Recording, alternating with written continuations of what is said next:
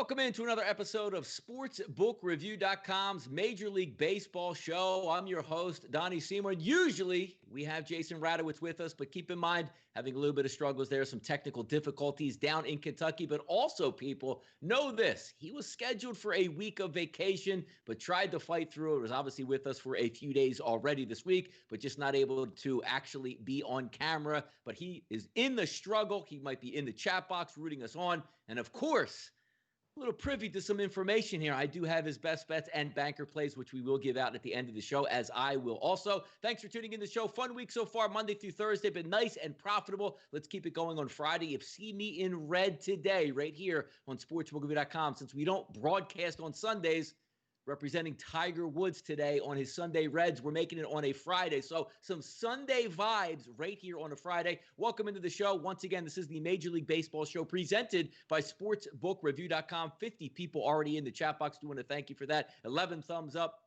0 thumbs down. If you haven't done so yet, hit the subscribe button just below. 66,000 people have already done so. And you know, when the Major League Baseball show goes live right here on SportsBookReview.com, you'll get it delivered directly to your inbox. So you can come and say hello.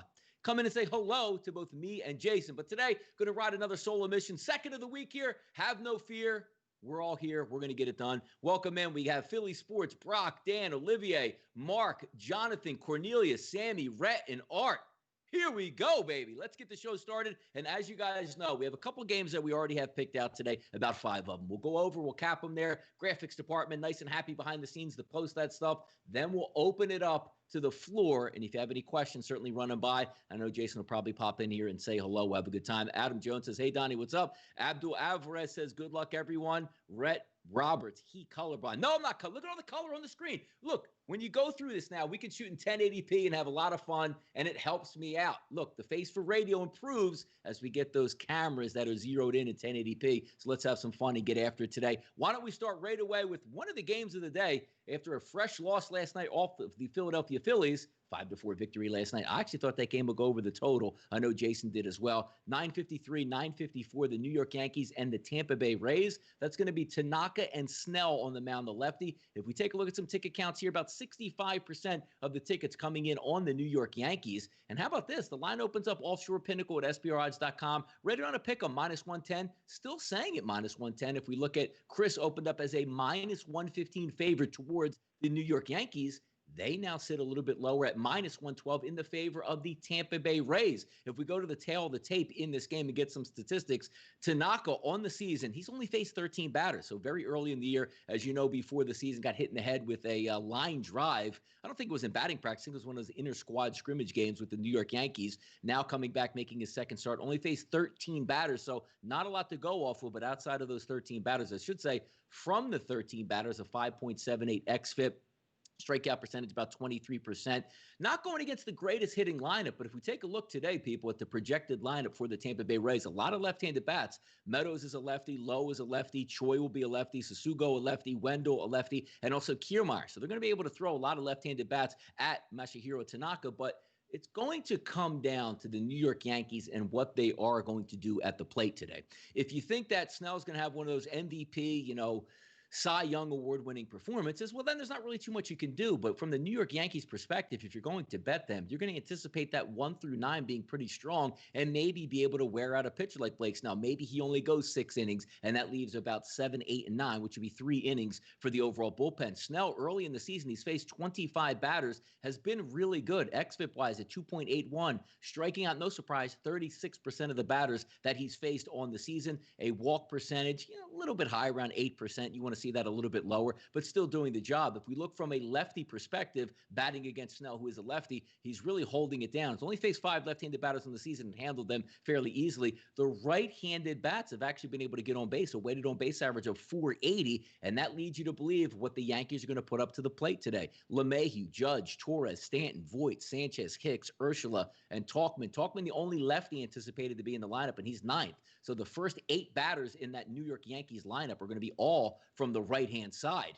And if we're looking at the total, and this game opened up at 8.5, and now we're seeing 8s across the board at most outlets, 5 dimes holding an 8.5 with double juice at -120. If I'm looking at this game, I actually like the Yankees over 4 at FanDuel -110. Yeah, they're going up against Snell. It's not a great hitting ballpark that we're used to, where the Yankees play in Yankee Stadium, or you just saw them in Philadelphia, two bandbox ballparks with a lot of heat and humidity in the summer. That's not going to be the case in Tampa Bay, but it's one of those where you just need one inning from the Yankees, right? You need one inning, two guys on base, 3-run blast, and then you only need one more to at least get the push. I like the New York Yankees team total in this one over 4, and I know Jason also likes in this game the Yankees money line, because sometimes when you're looking at the Yankees, it's not really who's on the mound for them. It's whether or not they can hit, and you're always going to be in the ball game. Got down late last year, got down yesterday versus the Phillies, battled back, and in the ninth inning, got two men on, and a guy coming up at the plate that hits a fly ball out to the warning track. That leaves the ballpark. They win. You get your Yankees team total, and you also get an over for the game as well. Austin Marshall checking in. He likes some Royals money line today. How about the Royals yesterday? Break out the bands, bust up those Cubs.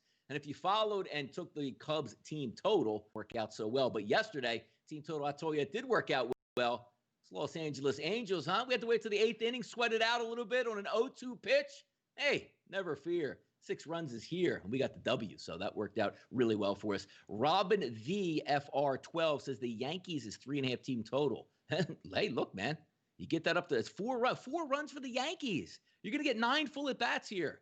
And having said that, Snell probably goes 8 innings, 3 hits, 1 earned run, and it goes down. But I got to tell you, man, if that lineup is full go today, because, yes, Steve S. is saying Judge sat yesterday, assuming he plays tonight. I bet you he does play tonight as well. All those right-handed bats lining up. And, again, Jason likes the money line in this game on the Yankees. I like the Yankees team total over 4. Let's keep going here right down the list. Second game that we have picked out, 9:55, 9:56. That is Atlanta and Philadelphia. Wright versus Velasquez. A lot of tickets early coming in on Atlanta, and why not? Every time it seems like we see Vince Velasquez, specifically here in my Phillies red, that's all I see is red, and that's red numbers going up on the board against Velasquez. And look, what's the best Vince Velasquez can offer you tonight if you're a Phillies fan or a Phillies backer? 5 innings, 2 earned runs, maybe at best. And then again, the dog is always going to whistle here late for the Philadelphia Phillies, and that's that bullpen that comes in the game where as soon as they come in, live bettors just start jamming on the opposite team because they do struggle to get anybody out. So now if you're going to figure 6, 7, 8, and 9, and humidity in Philadelphia, and the bats for Atlanta might be able to come alive. If we're looking at the totals, it's no surprise that it opened up at double digits. However, that line offshore at SBRodds.com has slipped back to a 9.5. But we're taking a look roughly at a pick'em across the board. 5 dimes offshore, -110. Chris, -101. Pinnacle, -109, depending on where you're shopping at. You can either flip-flop, maybe get a +101 or have to lay, the -110 juice. But when we're looking from a Phillies perspective in this game, they should be able to hit Kyle Wright. There's no question about that. But the thing I worry about is, what are you going to get out of Velasquez today? Is it going to be the normal Vince Velasquez? Or are you going to get the Vince Velasquez that says, if I have one more bad start, I might not make another start this year for my ball club, being the Philadelphia Phillies? So if we take a look and get some of the numbers in the game and just take a look how these two teams match up, here, let's flip it down to the Philadelphia Phillies. Vince Velasquez on the early season. Again, only 14 batters, and he was terrible against the COVID Marlins. Right-handed batters absolutely lighting him up. An xFIP on the season, 6.54. Does have a decent strikeout number, but again, if bats are going to get on the ball, and you have the first few batters in the lineup anticipated tonight, Acuna, Swanson, Freeman, Ozuna, Markakis, who actually had a walk-off blast last night, which was amazing, and then Travis d'Arnaud, those guys do very well against right-handed pitching. So the first 6 to 7 guys in that lineup should have the ability to do damage. And same thing, taking a look at the starter Wright for the Atlanta Braves, 33 batters faced, having a little bit of issues of putting lefties on base. K percentage is pretty good at 24%, but how about the free passes this year? He's walking over 20% of the guys that he's faced. That doesn't bode well. And again, when you're talking about two organizations, Atlanta, down in Atlanta, usually hot, ballpark's a little bit bigger, but it travels well. We're talking about the city of Philadelphia here at Citizens Bank Ballpark. Just about anybody can be able to hit the ball out. And also, again, we're talking about 8 batters that we usually have in the National League. That's now up to 9 batters with the DH. So something always there. Mark Bullitt said the Phillies are smashing the ball. Daniel Pacheco, Phillies team total over. Alex, not sides for the Braves. Austin Marshall says Atlanta's been overhyped all year. Give me the Fightins. The X-Filer says Yankees team total is 3.5 on my book. Yeah, look, there you go, man. Maybe it dropped down to 3.5 with the line, and we'll see what takes place in that. But if you're reading lines, it doesn't bode well, specifically if you're looking at the Yankees. You will say, what do you mean? You had 4, now it's 3.5. So obviously some of that money is ripping back against them. But look, 1 inning is all you need with that New York Yankees lineup. And I'll be certain to lean on that. So that Philadelphia Phillies game, just taking a look here, I think it goes over the total of 9.5. Is it one of my best bets of the day? No. But if we're having an opinion on this game, two pitchers that can be hit, a good hitting ballpark, two good hitting lineups.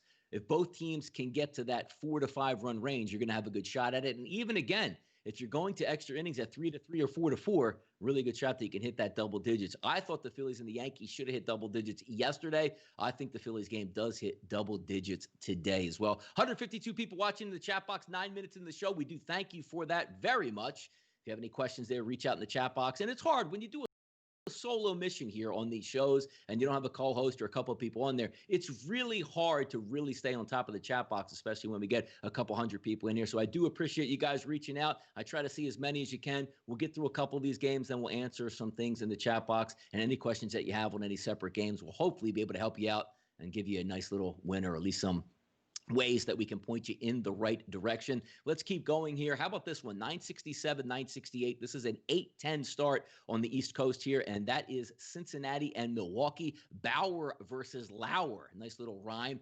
60% of the tickets coming in on the lefty, Eric Lauer from Milwaukee. If you're not familiar who Lauer was, left-handed pitcher, not an overpowering dominant pitcher. Used to see him there with the San Diego Padres.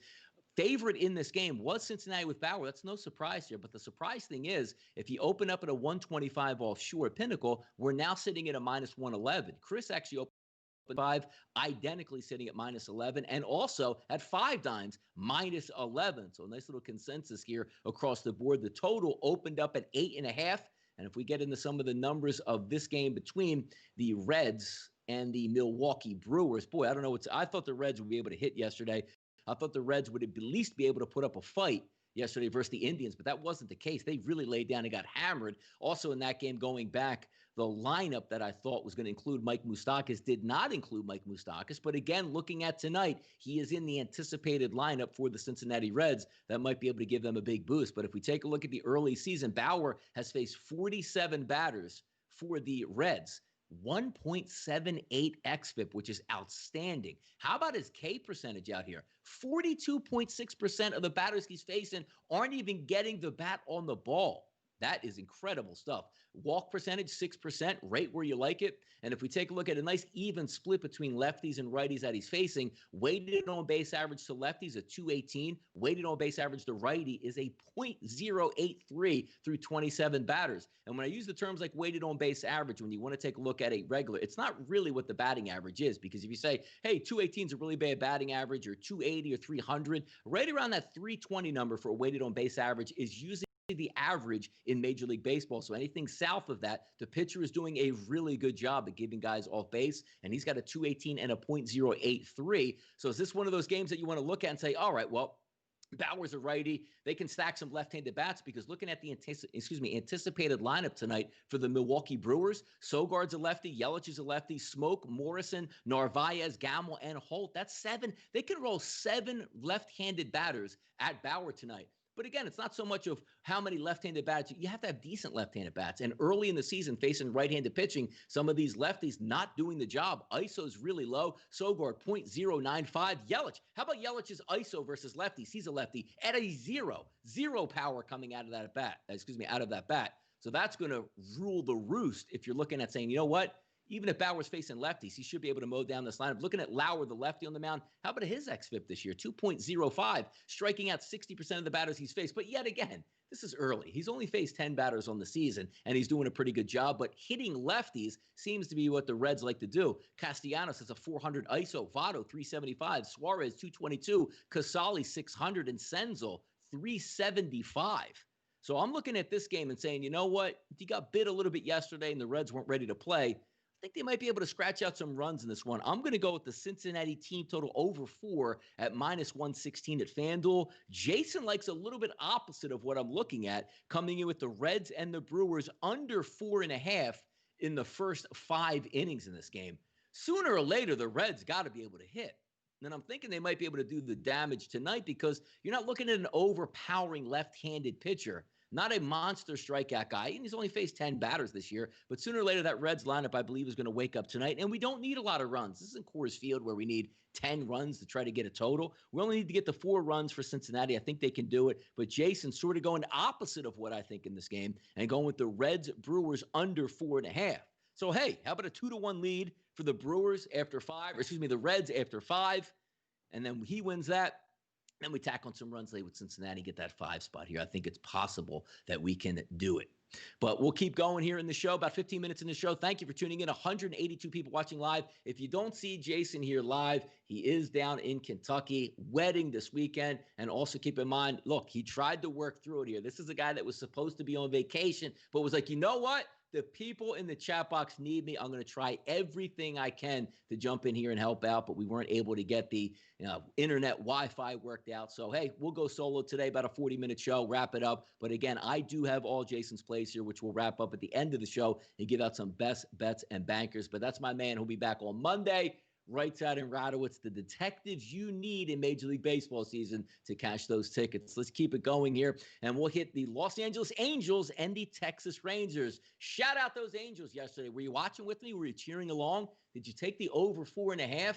Did you see Ohtani go solo in the second inning? Did you see him load the bases with no outs and come up with 3 runs and make it 4-0 after 4 innings and say, who's getting that solo shot from? Who's going to end it easy? And all of a sudden, it turned into wasting a leadoff double in the 7th and trying to waste a leadoff double in the 8th. An 0-2, 2-out, 2-run blast in the top of the 8th inning sends us over the hill, and we get the cash, we get the ticket. Made it a little bit more stressful than what I wanted to, but hey, if you're going to lose a couple pounds while you sweat it out and win money, that's a double win in my book here. But, hey, we'll see what happens today with the Angels. We're going Canning and Lyles. About a 50-50 ticket split here at SBRodds.com. If we go down the list, opened up at around a -150 to -160 offshore, staying in that same realm. Pinnacle showing a -166, showing a -170 as the favored road team here, the Los Angeles Angels going up against Texas. The over-under in this game, 9.5, opened up at Pinnacle, still saying at 9.5, but Chris is showing a 9,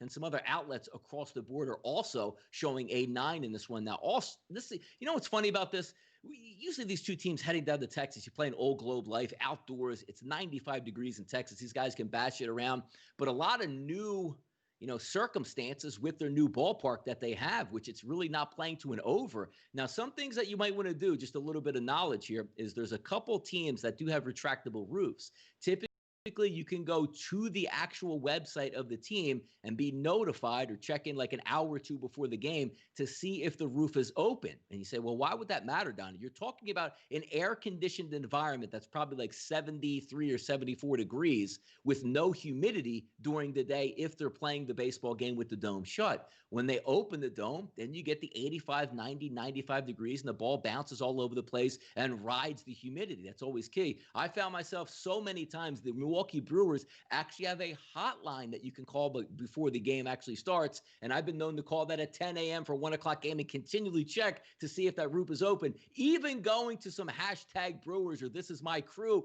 just to see if people are tailgating where you can see the stadium in the background if the roof is open. We try to get every single edge we can here and try to get after it. Trust me, when we want to get that little pivotive bit of information where if the roof is open or closed can make the difference between an extra run or two, it matters, and you'll start digging for that. So just a little bit of knowledge. A lot of these team websites will be able to help you out with that, or even the Brewers hotline, the roof hotline, to see if Miller Park is open. But back to this game, getting some details here. Lyles on the mound. It looks like 25 batters or so. So, again, early in the season, he's got a 7.07 xFIP and a K percent of 12%. But get this, walking a quarter of the batters he's faced.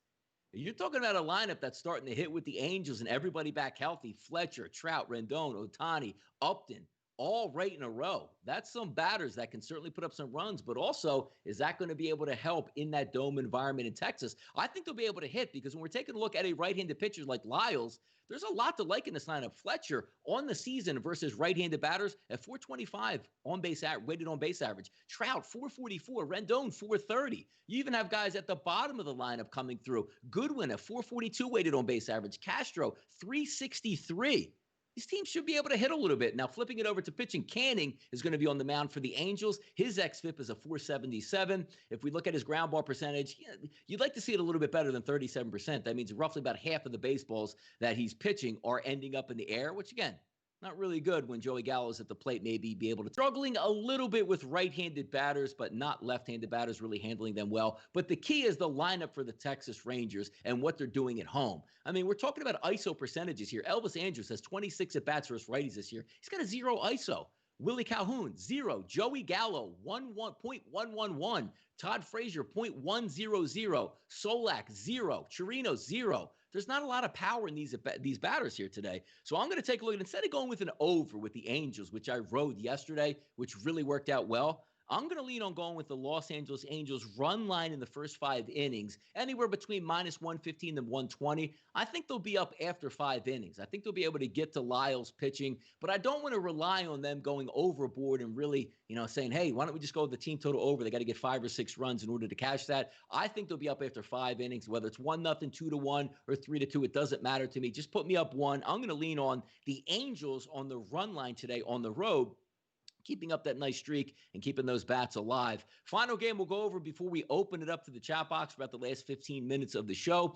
Houston and Oakland, Zach Greinke versus Bassett. 75% of the tickets here coming in on the home team, the Oakland Athletics. If we take a look at Pinnacle, they opened up at minus 110 and has since gone up to minus 122. So some money coming in here on Oakland and pushing that line north. If we look at Chris offshore at SBRodds.com, that line goes from 119 to 124. And if we're looking at an over-under, we are seeing some backtracking here, opening up offshore in the 9 range. Now we're seeing 8.5s that are certainly across the board. Alex says, yeah, the Angels are heating up. Alex leans the Angels. Trout hits 7 bombs. Look, the team is really good in the first 4 to 5 batters. Doesn't project to have Albert Pujols in the lineup tonight, but that really doesn't matter anyway. He's just a double play machine most of the time. But let's get to the tail of the tape on some of these statistics in this later game here with Zach Greinke on the mound versus Bassett. We'll bring these up. 9:10 tonight starts, so got some time throughout the day. And if you win a couple games early, hey, I want to press the issue, see if we can pick up some McDonald's money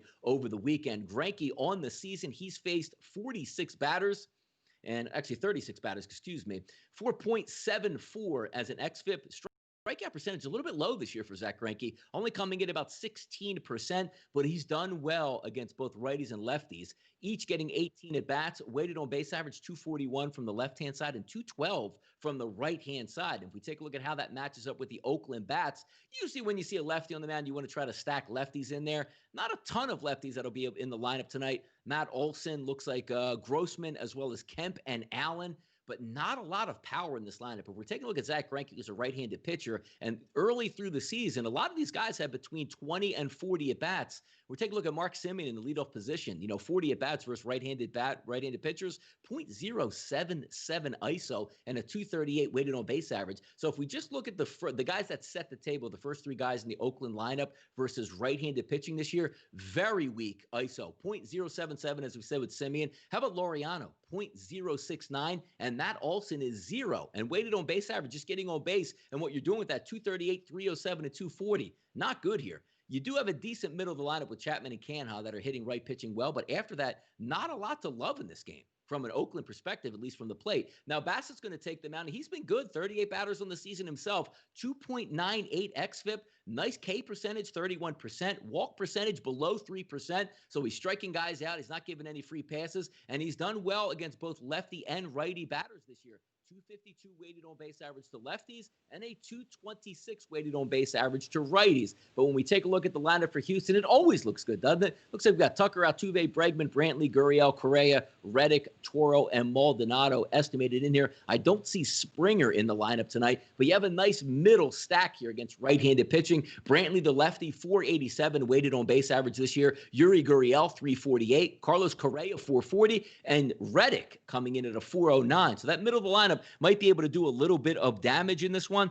I'm going to lean on the actual Astros in this game. First 5 again, but we're going to flip this around, and you have the ability to take a look at some of these things at 5 dimes. I'm going to go with the Houston reverse run line in the first 5 innings and take the half run. It's anywhere between 130 to 135, so it is a little juicy over the first 5, but if the Houston is up, you get the winner. If Houston is tied, you still get the winner as well because you get the half run. I think it'll be a close game. I trust the Houston bats more in this game versus Bassett than I do the Oakland bats versus Zach Greinke in this one here. Let's see what we got in the chat box in here. Welcome in over 219 people.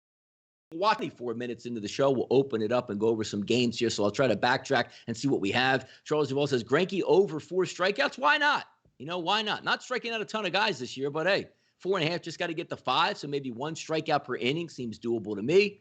Pizza says the D-backs over. It'd be interesting there. We'll take a look at that one a little bit. Maybe Weaver versus Davies. A's all day, Black Rogue says. He's blowing them out. Give me the A's money line, Philly Sports Passion.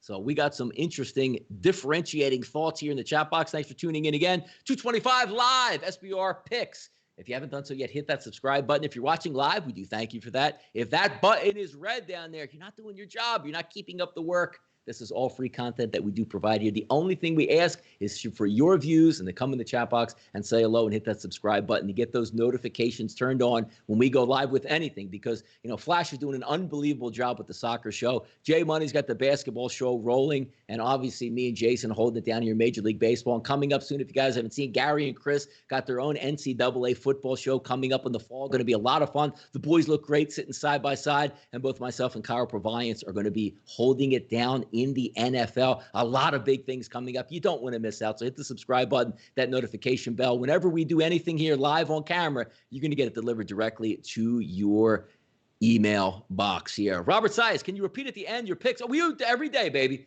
Every day we got you covered. When we end the show, I got picks right here in front of me. And also, I have Jason's and myself. So we'll wrap that up at the end. Greg Uminski says, the tribe finally came alive. That's a little bit of a precursor on what I'm actually looking at today, so keep in mind here. Let's see what we got in the chat box in here. Springer not playing for the Astros. Yeah, didn't have him in the presumptive lineup today. Leroy Flood, what do you think about the Dodgers game? Well, what do I think about the Dodgers game? Let's bring it up tonight. Samardzija and Urias. Let's go over this game and see what we have on the tail of the tape. 2 teams that you would think would be heading in opposite directions this year. San Francisco playing some competitive baseball, so I got to give them that. Let's go to the matchup. Looks like Urias is going to be on the mound, the lefty. He's got a 5.09 xFIP on the season. The reason being is not a high strikeout percentage and a higher walk percentage. Giving up some fly balls, got to get that ground balls under control. But if we take a look at 45 batters that he's faced this year in 2020, from the left-hand side, he's only faced 7 batters, a 197 weighted on base average. And how about the righties, a 285? So doing his job here. And if we look at the lineup that we're anticipating for the San Francisco Giants tonight, it's going to be right-handed heavy. Every single batter in the lineup projected to be from the right-hand side. Slater, Flores, Yastrzemski, Longoria, Pence, Solano, Ruff, Trump, and Dubon, all from the right side. That's usually what you want to have to match up. But when you get into some of the statistics here of what makes sense and who can do some damage, the first 3 batters in the lineup, not bad. Slater's got a 468 weighted on base average versus lefties. Flores has got a 338, and Yastrzemski's got a 457. After that, there's a lot to be desired because the middle of the lineup where you want to carry those table setters of Evan Longoria, Hunter Pence, and Donovan Solano, 272, 158, and 142 weighted on base average. So if they're not getting on base to push those guys who can get on base in the top 3, sometimes that doesn't work to your advantage.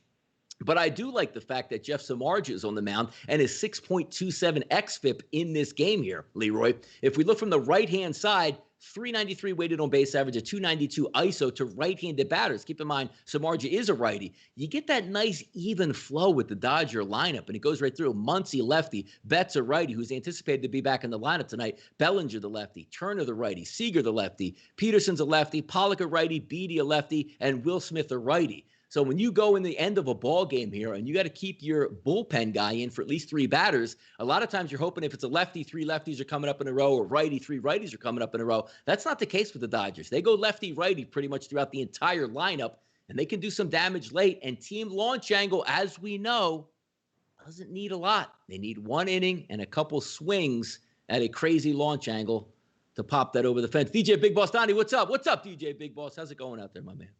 Roberto Sayas says, thank you. Cincinnati Reds money line. Danny Dooney is saying out here. San Francisco, I'll give you that, Cornelius. They are scrappy. I can't stand their manager. I saw him up close and personal for way too many years here. Year too long, I should say, or 2 years too long, however he's here in Philadelphia. But yeah, That team is overmatched, not built to win. And obviously with Buster Posey opting out on the 2020 season, that was a blow right off the bat. Simon says Savali for the Indians, K's over 5.5, had 9 in each of his last 2 games. So if we're taking a look at those swing and miss Chicago Whites, what else we got here? Any other games? Let's just go down the list here. What else do I have here? I don't want to go over the Baltimore-Washington game. Doesn't seem like all that intriguing to me. But one game that you're probably going to get some runs in, and that's Toronto and Boston. So let's bring up some of the statistics between these 2 ball clubs here. Tanner Rourke's going to be on the mound. And how about this? Only faced 18 batters this year. 1.22 xFIP, K percentage, almost 30%. So he's really doing the job. Right-handed batters batting a 208 weighted on base average. Lefties, a 109. And not a lot of great hitters in this lineup here for Boston. Weighted on base average is very low. The only guy that's really excelling this year versus right-handed pitching is Mitch Moreland with a 588 ISO and a 464 weighted on base average. The rest of that lineup, not really in love with, but the guy that we're trying to zero in here is Ryan Weber and his 9 point. Now, look, listen to these statistics here. He's got a 9.90 xFIP early in the season. It's only faced 38 batters.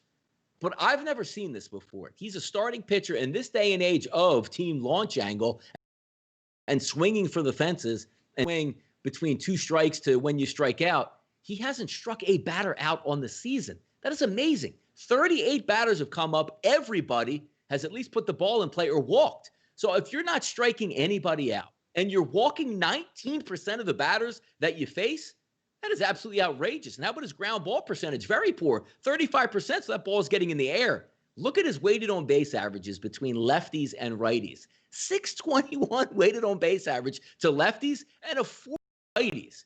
You would think this young lineup up at Fenway would be able to get off for the Toronto Blue Jays. I mean, my goodness. I just want to double check here. I believe they still are in Boston. Yeah, I don't have that little N next to the name. So Toronto's still waiting to play their quote-unquote home games in Buffalo. But you would think Toronto will be able to dig in and get some action here. Bobby M says, can't see Weber going more than 3 innings. I mean, look, I would tend to agree with you on that.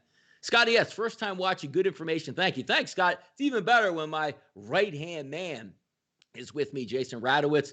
But he's showing out. I'm sure he's going to get his liquor going tonight, being at a wedding, and we'll be fresh, bright, and early, at least for the West Coasters on Monday at 1:30 p.m. I would have loved to go over each and every game on this card, but then again, it would be 7 o'clock by the time I would be able to get all my words out to give honestly what I thought on this game. So it might as well be time that we give out some best bets right now. I'm going to start with myself because I have 3 games that Jason really likes and 1 banker, but I'm going to go over 2 games that I like. I'm going to tell you which one is the game I'm actually going with and why I fought over this decision and what went behind it. First game I want to take a look at is the Detroit Tigers and the Pittsburgh Pirates. Pittsburgh finally woke up yesterday, which was amazing. They got down 3-0. I remember being on the show yesterday at 1:30, a couple of you guys popping in the chat box and saying, oh, my God, look at this. It's a bloodbath out here. You know, Minnesota's already at 3-0. And my exact comment was 3-0, that game's over. The Pittsburgh Pirates be lucky to score like 3 runs all week. And next thing you know, they get 6 runs and walk it off with a winner. So there, put a sock in my mouth.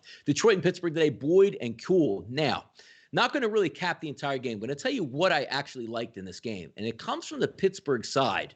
And I think they could do some damage here. Boyd, the lefty, is going to be on the mound for Detroit. 5.48 xFIP on the season. He's faced 47 batters, so at least we're getting a little bit of backtracking that we can look at. Only 17% of the batters he's faced, he's struck out. He doesn't walk all that many, so that's certainly something good. But how about this? A ground ball percentage on the season this year at only 25%. So guys are able to get the ball into the outfield, which, again, leads to more runs because the ball can fly over the fence. Look at the splits between the lefties and the righties from what Boyd is taking on at home.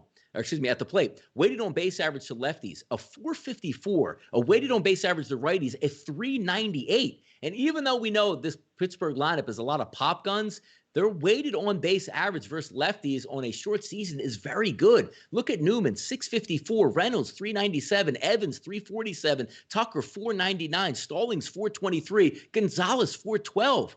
they should be able to hit in this one. You're going to pay a little bit of juice here, but I think it might be worth the while for the Pittsburgh team total to go over the 3.5 minus 140. I like that game, but it's not going to be my banker play of the day, and I'm going to give that one out to you right now. We're going to go to the Cleveland-Chicago White Sox game, and I've been waiting for a while. You guys know, I think the bats are decent for the Indians, but for some reason just couldn't hit. Maybe we broke out of that cycle, and this is the game I'm going to zero in on and go with a team total. And a lot of this has to do on feel, because if you look early in the season, the numbers technically don't tell you that the Indians are a decent play with their team total. But going up against Cease tonight, 4.63 xFIP. He's got a 13% K rate, which is really low. So if you're not striking out a lot of guys, the ball is getting put into play. Doesn't walk a lot of guys at 2.6, but here's what I like the best, right?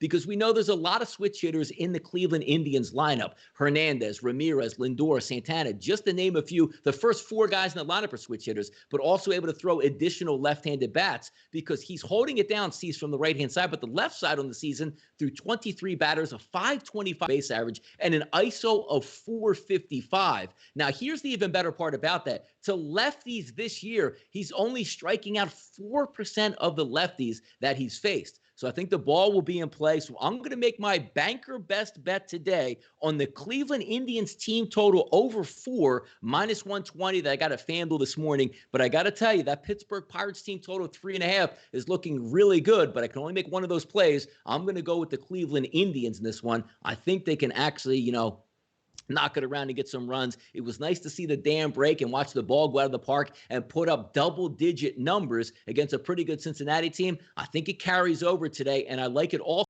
that, let's just say if Pittsburgh was up, they might not get their full 9 at-bats. If you're going with a road team, you're going to get your full 9 at-bats. I think they can at least get the 4, which will give you the push. Let's get the 5 runs and cash that in. Jason's best bets today, number 1, are the San Diego Padres minus 118, and that's Weaver and Davies. So he's going to lean on Zach Davies in that game. Again, he likes San Diego minus 118. Also likes the Reds and the Brewers first 5 innings under 4.5. But here it is, the play of the day, the banker of the day for Jason. That is your New York Yankees today on the money line versus Snell down in Tampa Bay. So if we do a quick recap, I like the Pittsburgh Pirates team total over 3.5. My banker bet is the Cleveland team total over 4. Jason likes the San Diego Padres on the money line. He also likes the Reds and the Brewers first 5 innings under 4.5. And the Yankees money line has his banker best bet of the day. 280 people watching live in the chat box. This will just about do it. Hey, guys, I want to thank you for another great week here on the channels with sportsbookreview.com with Major League Baseball just kicking off. As I said, a lot of good things are happening on this network. More is to come over the fall, so we really appreciate your support. And also for the 2 shows this week, I had to do a nice little solo mission without my right-hand man, Jason Radowitz. But as we joke around, RightSide and Radowitz will be back on Monday at 1:30 to hit that card, recap the weekend, and get you started on yet again another profitable weekend. Thanks once again for tuning in on sportsbookreview.com. This is your Major League Baseball show.